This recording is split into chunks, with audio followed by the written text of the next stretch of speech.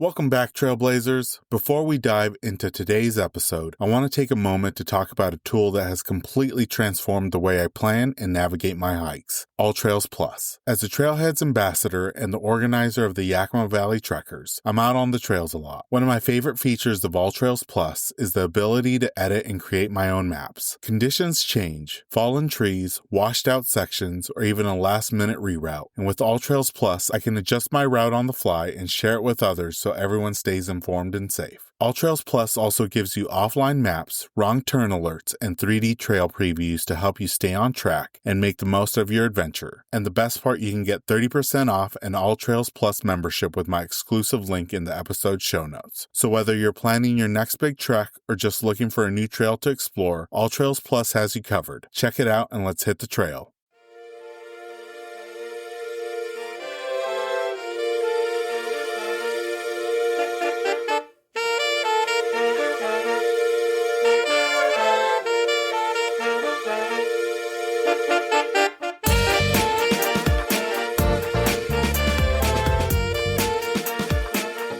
Welcome back to the Hikes and Mikes podcast. I'm your host, Ivan, and this is a special one, the Season 10 finale. This season's been filled with incredible guests, inspiring stories, and now I'm closing things out solo with a trip recap I've been excited to share. My solo international hiking adventure, a week-long journey through New Zealand. Without further ado, let's jump into this episode.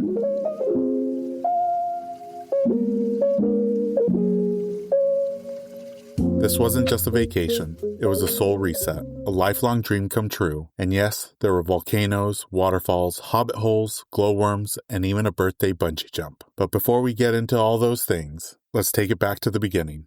I've been captivated by New Zealand ever since I watched the Lord of the Rings trilogy. Like a lot of folks, these sweeping shots of snow-capped peaks, glacial valleys, and enchanted forests left a mark. But as my own outdoor journey started to grow over the years, from weekend hikes to backcountry adventures, so did my fascination with the real-life landscapes of New Zealand. The more I learned about New Zealand's outdoor recreation, from alpine trails, volcano hikes, fjords, lakes, and even redwood groves, the higher it climbed on my bucket list. It eventually hit that dream trip status. I was looking ahead at my annual birthday trip in April, something I try to do each year to celebrate another lap around the sun. The year before, I traveled to Maine to see the solar eclipse and visit Acadia National Park. That was an epic experience. So naturally, for 2025, I wanted to go even bigger. And like any responsible trip planner does, I opened Google Flights and set 2 alerts. One from LAX to Auckland, the other from Vancouver, BC to Auckland. Both hovered between $800 to $1,000 through the fall. Then came Black Friday. Expedia had this promo, $150 off any flight over $500 if you booked through them. That brought my round-trip ticket out of LAX to just $650. At that point, it was game on.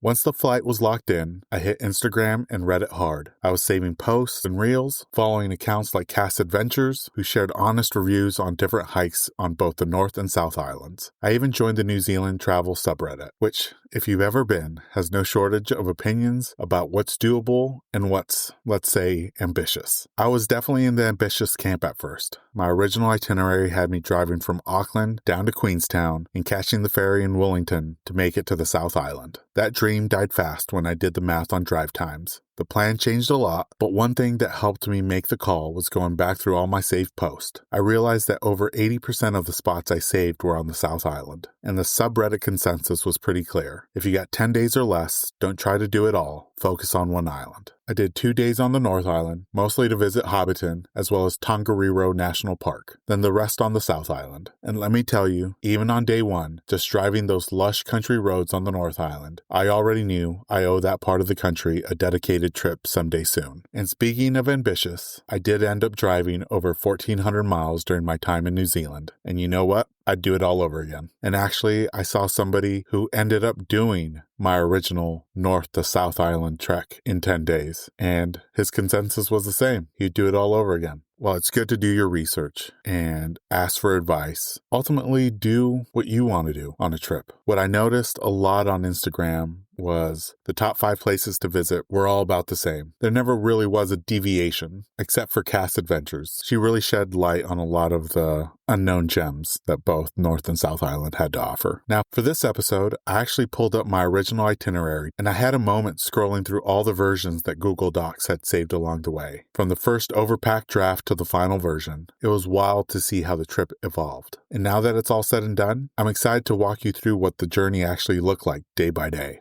So I'm based out of Washington in the Pacific Northwest, and I actually caught a flight from Seattle to LAX and then LAX to Auckland. It was about a 13-hour flight from LAX to Auckland. So I left LAX around 10 o'clock p.m. on a Thursday night, and after 13 hours of flying, we landed in Auckland at 6 a.m. Saturday morning. You know, it wasn't a bad flight. I did jinx myself, as well as the person that was on the aisle seat. It kept looking like we were going to have the middle seat open and empty. And once the trickle of people started really slowing down into the plane, I made the comment to him, "It looks like we're going to have an empty middle seat." And wisely he replied, "Don't count your chickens yet." And sure enough, about 2 minutes later, a person sat down in the middle seat. And it was a comfortable flight. I was able to sleep for a good portion of it. I felt pretty refreshed by the time we landed in Auckland. I know a big piece of advice, not just from people that have traveled to New Zealand, but also locals, is don't really try driving after a long flight, especially if you're tired, because that's not a good combination of trying to learn how to drive in New Zealand. But I felt really great. I was able to pick up my rental car. My goal was to visit Tongariro National Park, which was a 4-hour drive from Auckland, and then make several stops along the way. And I'm glad I did it because it really helped me get a good handle of driving in New Zealand. I feel like after day one, I was really confident in my abilities to drive across the country. And I saw so many beautiful places. And I will say one thing that really blew me away is after 10 or 15 minutes of leaving the airport, I quickly escaped the city landscape of Auckland and was instantly transported to the countryside of the North Island of New Zealand. And I took the scenic route to the national park, one, just to be able to take my time and not feel rushed on the freeway, even though the freeways, I never really felt rushed, but it was a great experience. And the one thing I quickly noticed that is different in New Zealand compared to places here in Northern America is there's no pullouts on the side of the road to look at things. I was constantly seeing these unique landscapes along the drive and was so tempted to just pull over and, take it all in. But there was no real shoulder. There wasn't a pullout. There wasn't really any space to be able to do that. And the one time I did do it, I felt like I was a good distance away from the road. I ended up getting honked at. So it might not be a popular thing to do. But day one was driving from Auckland to the national park. And I ended up stopping in the city or town of Hobbiton to grab lunch. And one of the big things that I was looking forward to as far as cuisine in New Zealand was trying their New Zealand meat pies. And the one that kept coming up was steak and cheese. That one was like the go-to that everybody would recommend. And I stopped at this place in Hamilton called the Grumpy Baker. All their pastries looked delicious. And I did try the steak and cheese meat pie. And unfortunately, I wasn't a fan of the steak and cheese. It reminded me of like stewed meat, but with gravy and mozzarella cheese. It wasn't bad, but it just didn't live up to the hype, I should say. And I will say later on, I'll tell you about the 2 meat pies I did find that were delicious and I would highly recommend. But the real highlight of day one was driving to Tongariro National Park to visit the volcano that served as Mount Doom in Lord of the Rings. And I quickly realized that not only was there a lot of CGI added to make it look like Mount Doom, but also there's a lot of CGI in the movie to make it look like Middle Earth. But you could see the foundation of Mount Doom in that volcano. And the one trail I wanted to do, unfortunately, I didn't have enough time because it would be a full day commitment, would take you between, I believe it was 2 or 3 volcanoes. The national park, I believe, has a total of 4 right next to each other, but there's a trail that leads you between 2 or 3 of them. But it's about a 15-mile hike, I believe. You can do it point to point or out and back. But the road was a little rough. I ended up having a little Corolla hatchback, and I just didn't want to risk going out there and popping a tire or doing something to the rental car. Plus, I knew that I needed a full day in order to do a trek like that. But I did end up doing a hike, and that was actually another scene from Lord of the Rings. It was Tawahi Falls, also known as Gollum's Pool. It was the waterfall that had Gollum singing the song while eating the fish, and it was a spectacular waterfall. It doesn't look much like the movie, but just the landscape itself was beautiful. It had a lovely pool. I didn't get a chance to jump in. I did put my feet in and touch the water with my hand, but I spent a good 30 minutes just sitting and taking it all in. And one thing that I really enjoyed was, even though it was the fall season in New Zealand, there were still a lot of wildflowers in bloom. So along the trail, there was all these beautiful wildflowers lining the trail. And then ultimately you come upon this beautiful waterfall that I can imagine on a hot summer day. It's just one of the most refreshing dips you could take. But yeah, I spent a good 30 minutes there just taking it all in, kind of realizing that I made it to New Zealand and I was crossing things that I had planned for years and months to see. And that was a real joy to be able to experience that national park. And I would love to go back and do that 15-mile trek next time I'm in New Zealand and in the North Island. And after visiting the national park, I made my way to Rotorua to catch some sunset light through their incredible redwood forest. And that drive from the national park to Rotorua was just amazing. There's these beautiful, just giant lakes that I think formed in craters of previous volcanoes. Just these massive, beautiful lakes. And that drive was just spectacular. And then as you start approaching Rotorua, you start seeing more geothermal attractions, especially on my way to the redwood forest. And I know that you can spend easily 2 to 3 days in Rotorua and, only scratch the surface of what that town has to offer. But I was really glad to be able to see the redwood forest there. It's funny enough, I haven't had a chance to visit the redwood forest in California, which now I need to compare because I feel like the redwood forest in Rotorua is in its infancy stage. They're big, but I think they're going to get even bigger. You can smell the volcanic activity along some of the geothermal sites. The smell of sulfur and other smells were permeating, but definitely Rotorua is another place I'd love to go back and visit and explore. Now, after visiting the redwood forest, I decided to drive to the coastal town of Mount Manganui and crash there for the first night of my trip. That coastal town is just an amazing little town that I would love to go back and explore because it's a port town, so a lot of the cruise ships stop there, and there's just a lot to do there, and it still has a small town vibe. And that's where I tried my second meat pie, steak and cheese again, and it was about the same as the first place, so I was kind of thinking it was more my taste palette than anything. Now, day two. That was my trip to Hobbiton and McLaren Falls. I ended up starting my day driving to McLaren Falls Park and having a delicious breakfast at Falls Cafe. But what I loved about that park is there was McLaren Falls, and it was a beautiful waterfall that you were able to boulder hop across a lot of the streams in a relatively safe manner and be able to get up close to the waterfall. And I believe there was even rafting excursions you can book to take you through the lower section of the falls. But I was on a time crunch because I had booked a tour at Hobbiton, and I made the short drive from McLaren Falls to Hobbiton to catch the tour bus that took us into actual Hobbiton.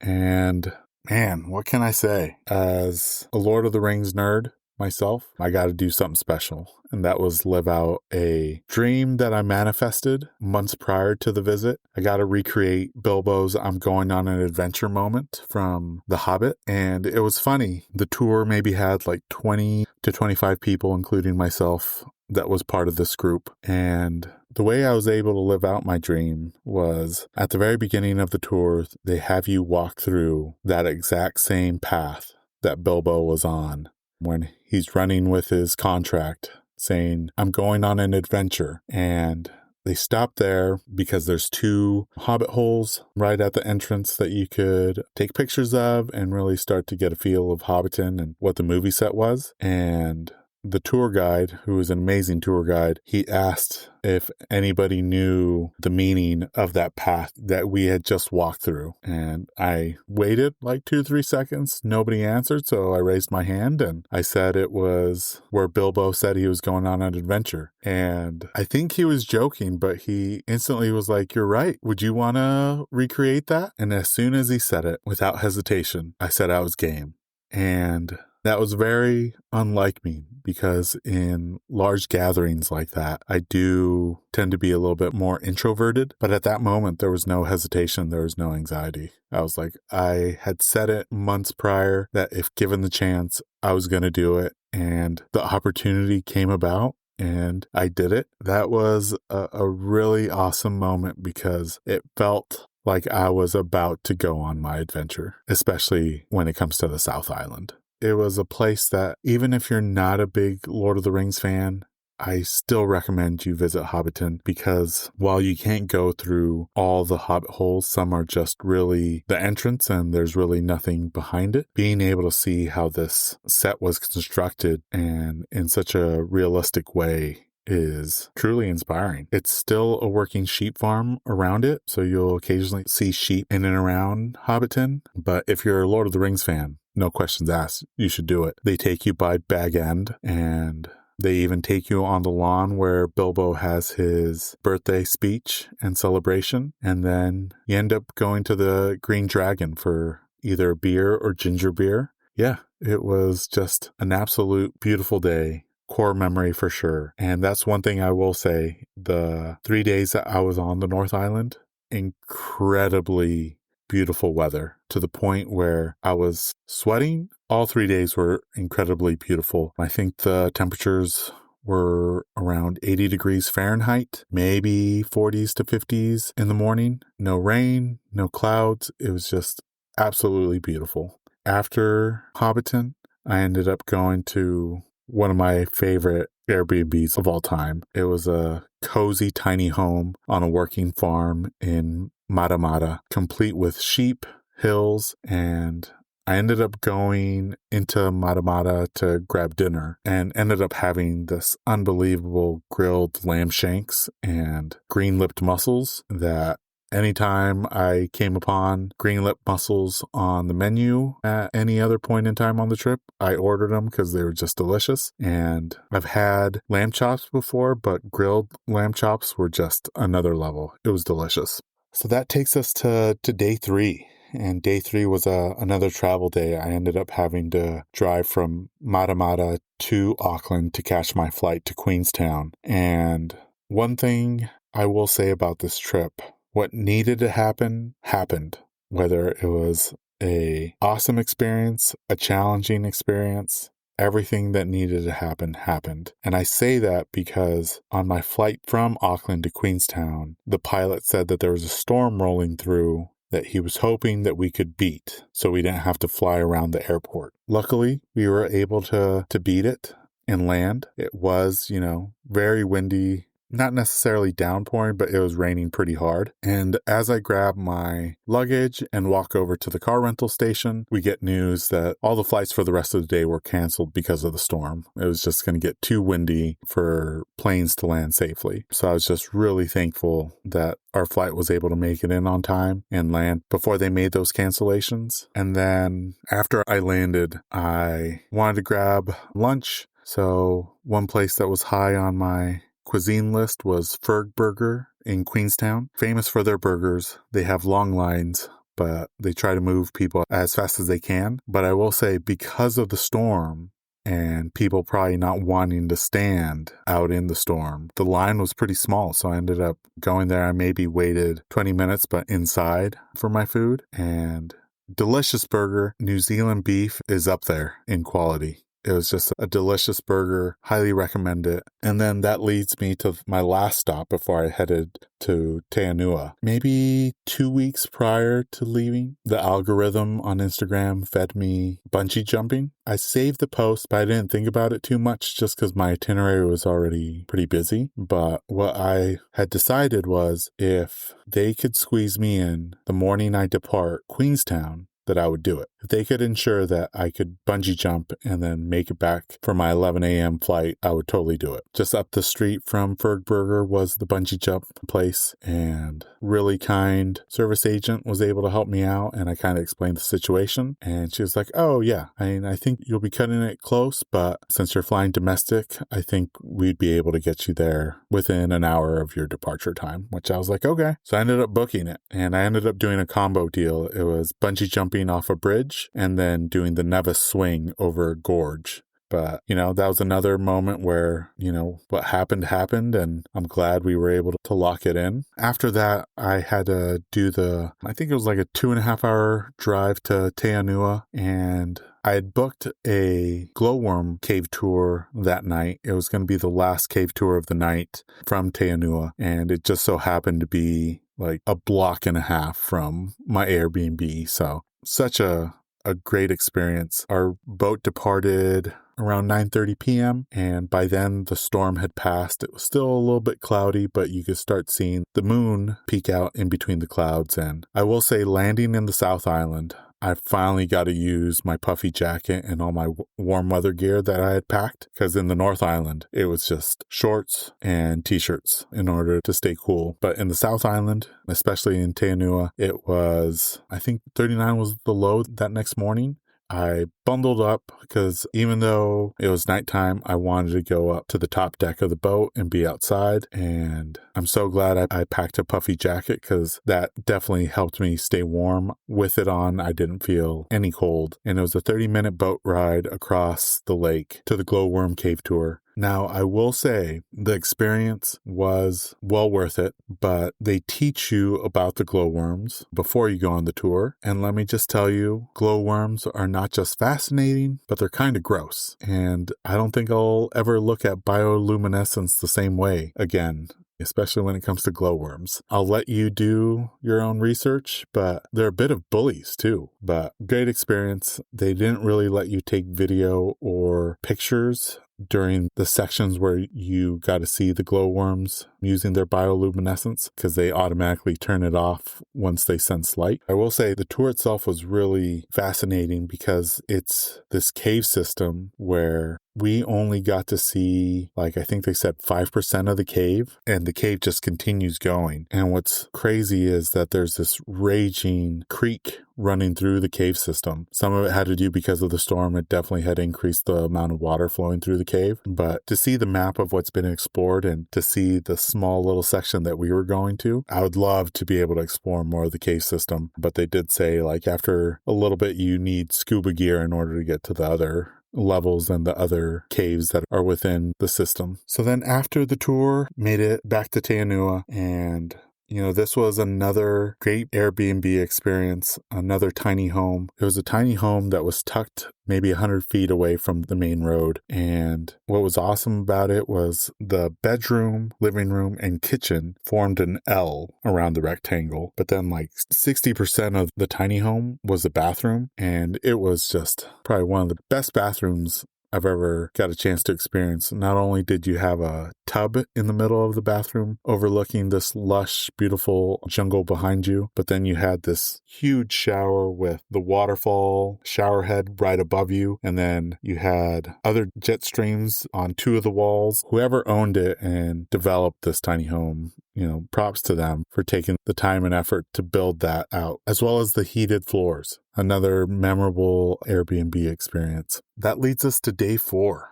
And the reason I drove to Teanua was it was a good stopping point between Queenstown and Milford Sound, which was the main goal for day 4. The weather was on my side. The drive from Teanua to Milford Sound is very unique because you do see this dry landscape that slowly becomes lush green, and then these mountains kind of appear out of nowhere. The further you drive north, you start seeing these giant granite peaks, and it just changes so rapidly. The roads are definitely narrow and a little sketchy, especially having to deal with tour buses. But one interesting thing about the road leading to Milford Sound is that there's this one lane tunnel that you have to drive through, and you have to wait, maybe 10 minutes for traffic from either side to make it through, and then it's your turn. And we were able to stop. It was cloudy, but you could start seeing the sun kind of poking through. And once we drove through the tunnel and came out the other way, beautiful blue skies. It seemed like that mountain was holding back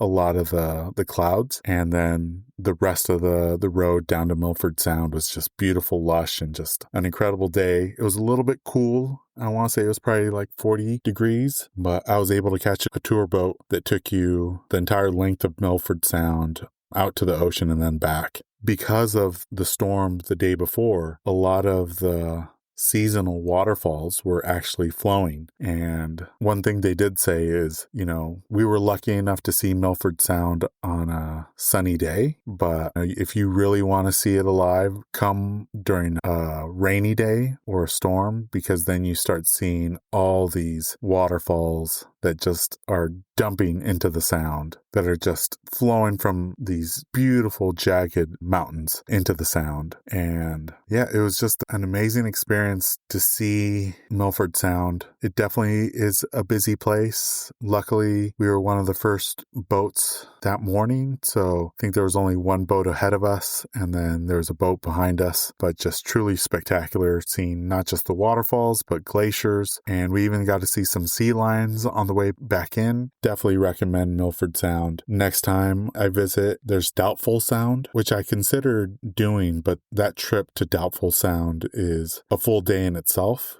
And the best way to experience it would be doing an overnight trip. And from what I've been told and what I've read is that it's just as beautiful, if not more beautiful than Milford Sound. But then because it's so hard to get to, there's not much traffic in and around the sound. So there's not as many boats, planes. Definitely want to go back and do Doubtful Sound as an overnight boating trip next time I'm down there. Now comes a very humbling experience that occurred right after the Milford Sound tour. One of the hikes that I wanted to do in the South Island was the Lake Marian track just outside of Milford Sound, which I figured I could complete on my way out from Milford Sound to Wanaka. And I had saved the trail on All Trails, and I had researched it and reviewed it. It was a 3.8 mile out and back trail with only about 1,300 feet of elevation gain. And I'd been able to successfully complete similar mileage and elevation gains here locally in Washington during the spring months, and was like, oh, I can knock this out in like 2.5 hours, no problem. And one of the interesting things that I think maybe we should adopt here in the States is at a lot of the trailheads, it not only had the kilometers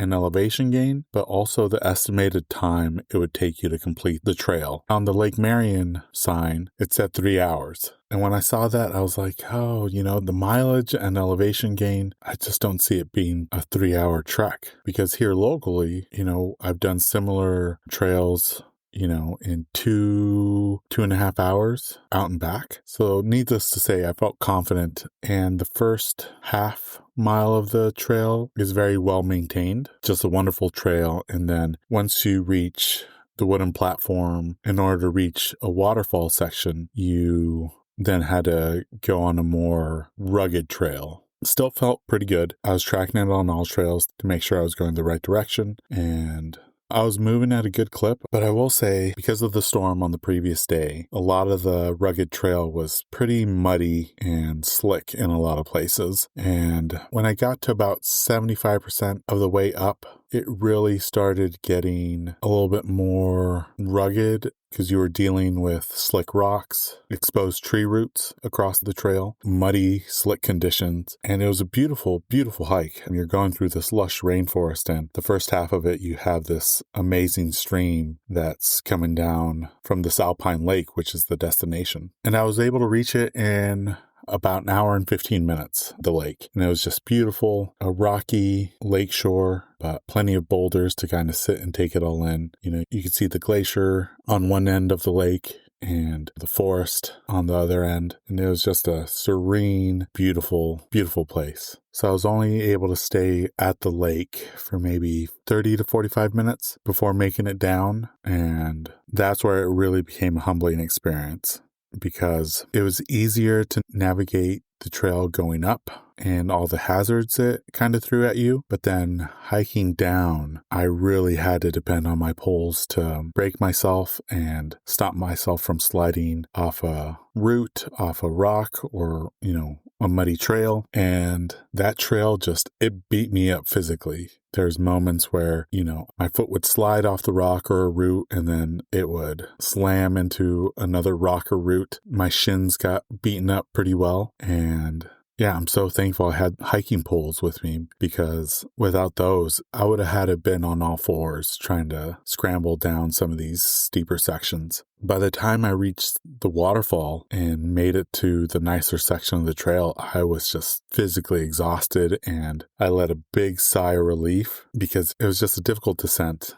And by the time I reached the car, I stopped all trails, and wouldn't you know it, I was exactly at 3 hours. The Lake Marian track is only the second trail that's ever taken me longer to go down to descend than it did to do the ascent. The only other trail that did that to me was Asgard Pass in the Enchantments. Going up was faster than coming down it. Yeah, I was definitely humbled. So grateful that I was able to experience it, but definitely a challenging trail, but well worth it. I would recommend it, but definitely bring poles for the descent. Because the hike took 3 hours, I was a little bit behind schedule because I had given myself 2.5 hours to complete it. And I was able to do a few of the stops on the way out from Milford Sound that looked interesting. I ended up getting to Queenstown around 8 o'clock, and I still had another hour and a half drive to Wanaka. And I'm kind of glad I did it at night, because the road from Queenstown to Wanaka, it's one of the gnarliest roads I've ever driven, especially driving on the left-hand lane. Just really tight horseshoe bends, multiples up this mountain, and then it finally levels out at the top, and then you go down to Wanaka. I ended up doing it in daylight, and I was just like, wow. I did not realize there was that much of a drop-off on some of those switchbacks. Definitely a gnarly experience. I definitely had to slow down to 5 miles an hour to make some of those turns. But yeah, Wanaka was kind of my midway stop. The other big hike that I wanted to do, another national park I wanted to visit, was Mount Cook National Park. And I knew it would be too much to do in a single day, so I ended up booking an Airbnb in Wanaka, and then the next day driving to Mount Cook National Park. Day 5, woke up early and do the 2.5 hour drive to Mount Cook National Park. And the best way to describe the Hooker Valley Trail is, think glacial rivers, multiple swinging suspension bridges, and a lake full of icebergs. It's a popular trail, and deservingly so. You go through, I believe, 3, if not 4 suspension bridges in order to get to the glacial lake at the end of Hooker Valley. Unfortunately, clouds had moved in that day, which was kind of great because it kind of gave this moodiness to the national park. Yeah, even though Mount Cook wasn't visible because of the cloud cover, the moody clouds gave the whole valley a very dramatic and almost mystical look. I would consider it a pretty easy trail. There's some slight elevation gain in order to reach the lake, but the trail itself is really well maintained. The suspension bridges were amazing. They're huge. I think the limit was 25 people at a time could cross it, but they crossed these glacial rivers and streams that were running underneath you. It was just an amazing experience. I was able to make it to the lake, and I wanted to touch the glacial water. So I made it around the viewpoint and got down there, and I was debating on whether I would jump in or if I should just dip my toes in. Nobody else was getting in. I did take off my shoes and my socks, and I went about calf deep. It wasn't too bad. I'd been in glacial lakes up in Alberta, Canada, near Banff, and the first 5-10 seconds, you definitely feel the stinging sensation because of how cold the water was. After doing a couple deep breaths, I was able to be in there for a good 3 to 4 minutes, which, looking back at, was probably a little bit too long. While I was in there, I was debating like, oh, should I just jump in? Because where the section that I was at, I could get in without having to go too deep into the lake and be able to fully submerge myself. But I decided to play it safe and just got about calf deep and then made my way out. The reason I said I stayed a little bit too long in the lake was the first 2 to 3 miles on the way back, I was having a hard time warming up.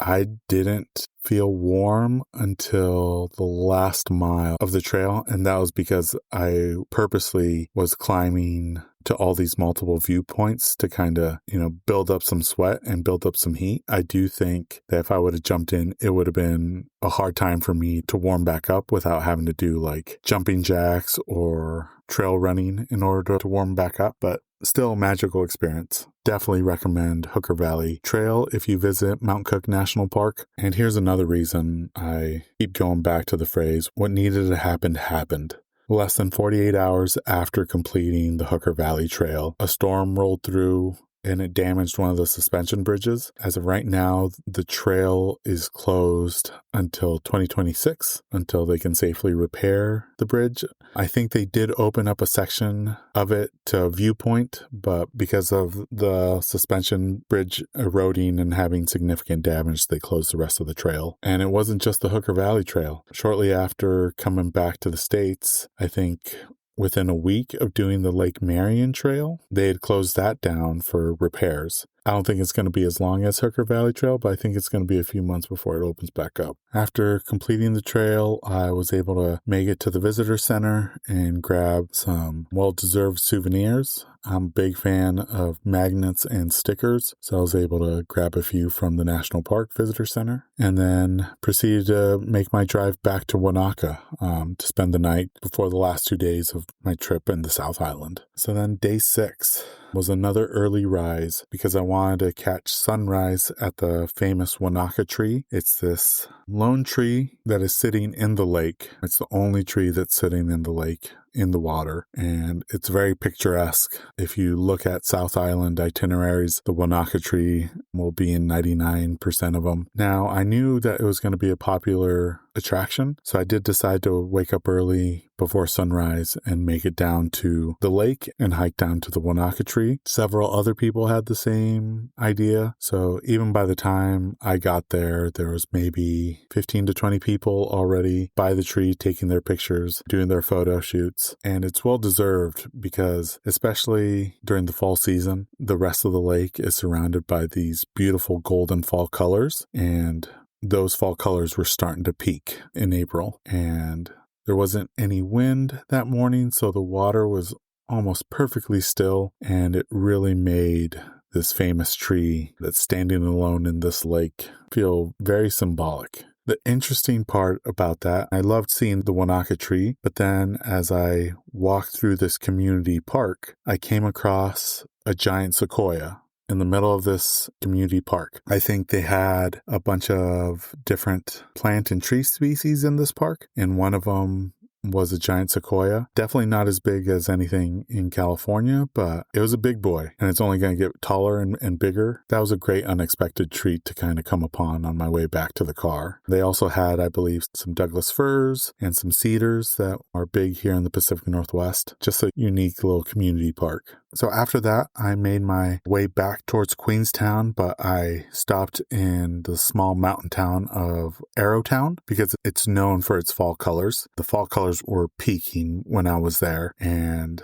you don't have to hike much in order to see some of these beautiful fall colors alongside these rivers and streams. The one thing I will say that Arrowtown had was it had the best meat pies. That's where I tried a butter chicken meat pie, which was delicious, as well as bolognese meat pie, which was just spectacular as well. Even though I wasn't a fan of the steak and cheese, butter chicken, bolognese, and maybe some of the other unique flavors might fit your palate as well. So definitely looking forward to my next visit, trying some of the more unique flavors. Now, after crushing those meat pies, I did end up doing the Arrow River Trail, which was just a short walk from town. It was interesting. Town was packed. There's these giant parking lots for people to park and then walk up into town. And the parking lots were filling up by the time I got there. The two main streets in the town were jam-packed with people. And then by the Arrow River, there was a few people, taking pictures and enjoying the river and the fall colors. But on the actual trail, I only came across one other person who was hiking out when I was hiking in, and then two people who were hiking in while I was hiking out. I don't know if it was because it was a weekday, but it wasn't heavily trafficked, but it was just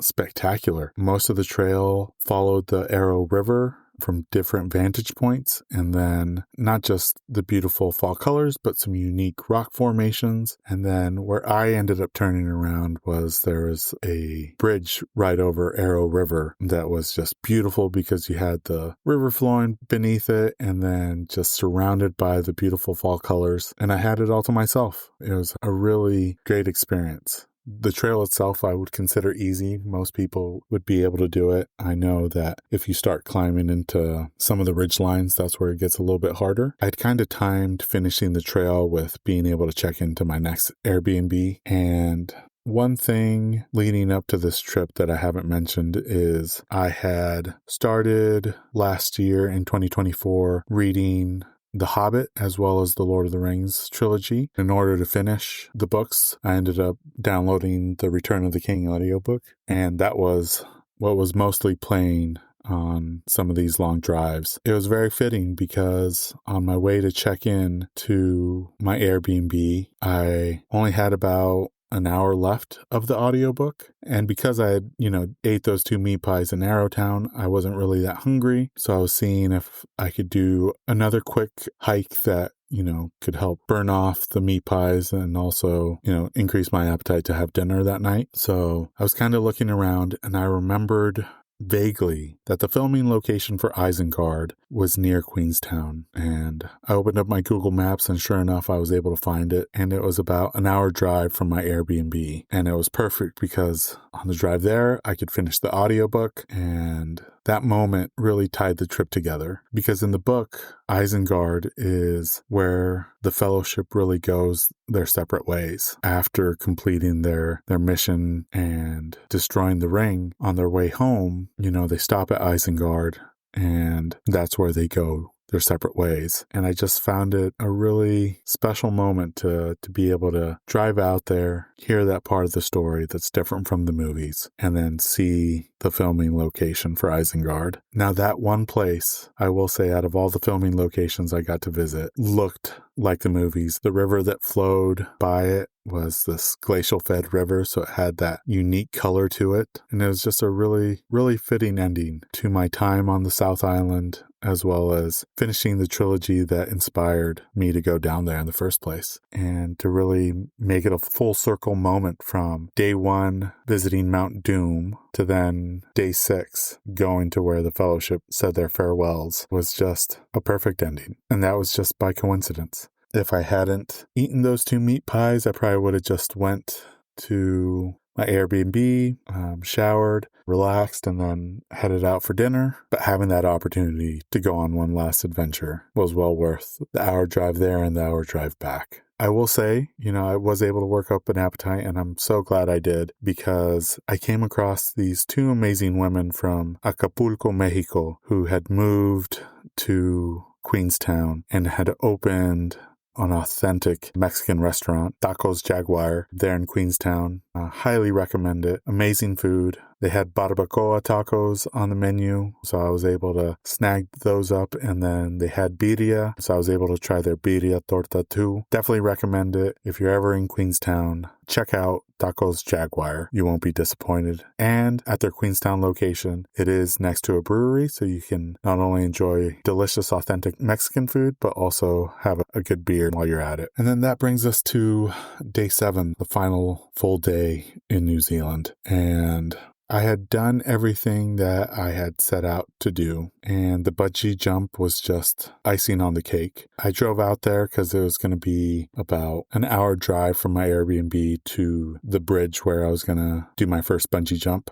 and woke up early, had a light breakfast, and made my way out there. Got there before they opened. The bridge itself is open for people to walk on and check it out, but I didn't want to psych myself out by going on the bridge and then looking down at where I was going to be jumping. So I kind of just stayed by the visitor center in the parking lot, watching people go to and from the bridge. As the staff started to arrive, a magical thing happened where an older Kiwi who was a local there that was showing his visiting family places around Queenstown stopped by and asked me, "Are you jumping?" And I said, "Yeah, I think I'm going to be one of the first ones to jump this morning." The conversation that followed was just exactly what I needed. He was definitely cussing up a storm about like how you wouldn't catch him jumping off any bridge, no matter how much they paid him, which led to what I had done on my time in New Zealand. And I was mentioning the national parks, and he started speaking about his love for our national parks in the United States, especially the West Coast. Yosemite was a highlight for him, Yellowstone, and a lot of them in the Pacific Northwest. And his favorite form of travel was via train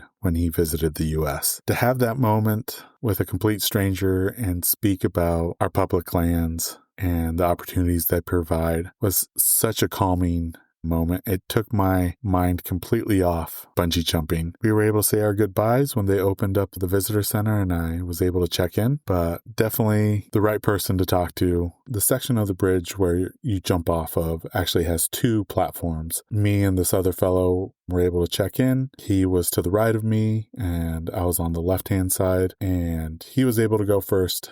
And I was able to see him. I'm glad I didn't go down to the bridge because I got to experience the walk down there for the first time, getting geared up.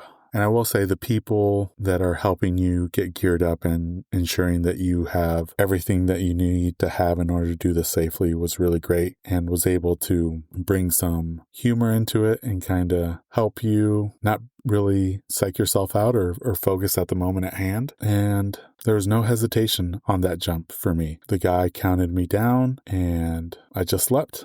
Now they were wondering if we were going to touch the water, but they did say because we were the first people jumping that day, the ropes hadn't stretched. So there was a chance that we wouldn't touch the water. But if you saw the video, I came pretty dang close. And I think, probably by the 10th jump, people were going to start touching the water with their hands. Awesome experience. Highly recommend it. I actually wish I would have paid the extra money to do a second jump because it's a steep discount if you do a second jump, because the Nevis swing, which was part of the package deal that I bought, required me to get on a heavy-duty 4x4 tour bus to take us up to this gorge. While it was a great experience, swinging across a gorge was something else. I enjoyed my time swinging across it, and because I had completed the bungee jump, the adrenaline was still flowing, so I was really hyped about doing this. But definitely once you stop swinging and you're just dangling in the middle of this gorge and they're slowly reeling you back in, that was a little bit more nerve-wracking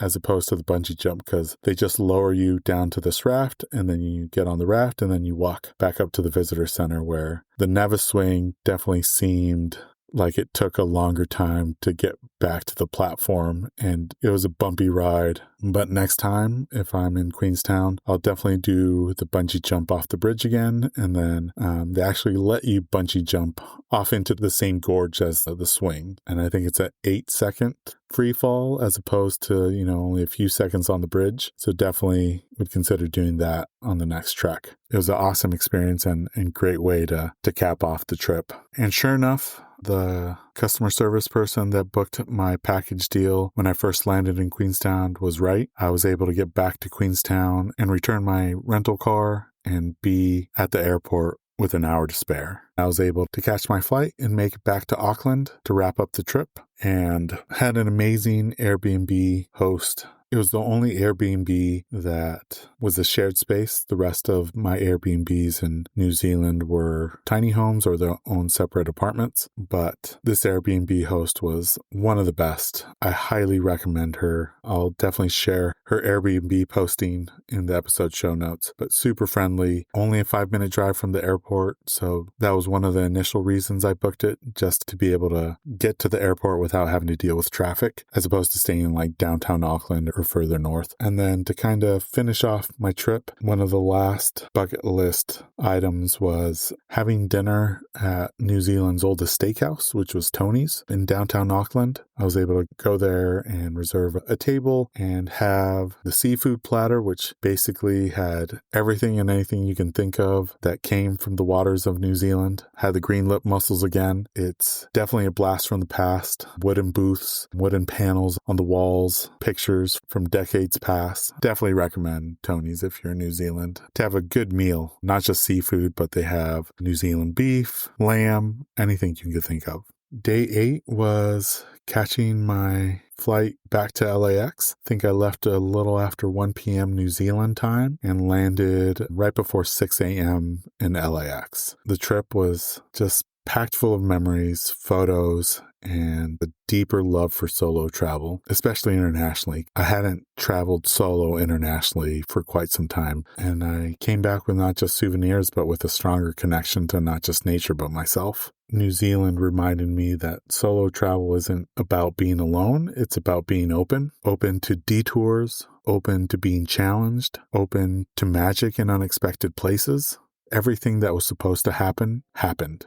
It all came together in a way only adventure can. And season 10 has been a journey in every sense. So I just want to give you, the listeners, and our guests a big thank you for tuning in, for sharing the trail, and for giving this podcast a place in your own adventures. Season 11 will kick off on June 23rd. And I'm planning something special for the first episode, along with a few friends who may or may not be previous guests. And I can't wait to bring you even more stories from the trail. I hope you all have had an amazing spring hiking season, and I'm wishing you an even better summer hiking season in the months to come. To ensure you never miss out on these thrilling tales, remember to hit the like and subscribe button. Your support means the world to us. Don't forget to check out our vibrant community on Instagram at Hikes and Mics. We'll be sharing episode visuals, my own personal hiking content, and so much more. Let's stay connected and continue to inspire each other on this remarkable journey. As we bid farewell, remember to tread those happy trails, embrace the great outdoors, and keep the spirit of adventure alive. Until next time, my fellow explorers, happy hiking. This episode's music was created by Ketsa. Follow him on Instagram at Ketsa Music. This episode is brought to you by Ursa Minor Outfitters. Folks, I'm absolutely in love with my loon mug. It's handmade. It's an absolute piece of art. Whether it's at the office or at the house, people keep asking to check it out. If you're not a loon fan, they also have other beautiful mugs for wildlife fans of moose, bears, and eagles. They specialize in products highlighting the outdoors and local pride through quality design by local artists. They've even started expanding into items beyond mugs, like apparel, dog accessories, and soon candles and more. They also try to partner and highlight other small businesses, and in some cases, forego profits in lieu of charitable giving to help their community, such as the dog rescue. So check them out, ursaminoutfitters.com, and enter promo code HikesMikes10 at checkout to receive 10% off your order. And for our four-legged hiking partners, they also have a portable silicone dog bowl and also a sweet over-the-collar dog bandana. Go check them out, ursaminoutfitters.com, and don't forget to enter promo code HikesMikes10 at checkout to receive 10% off your order.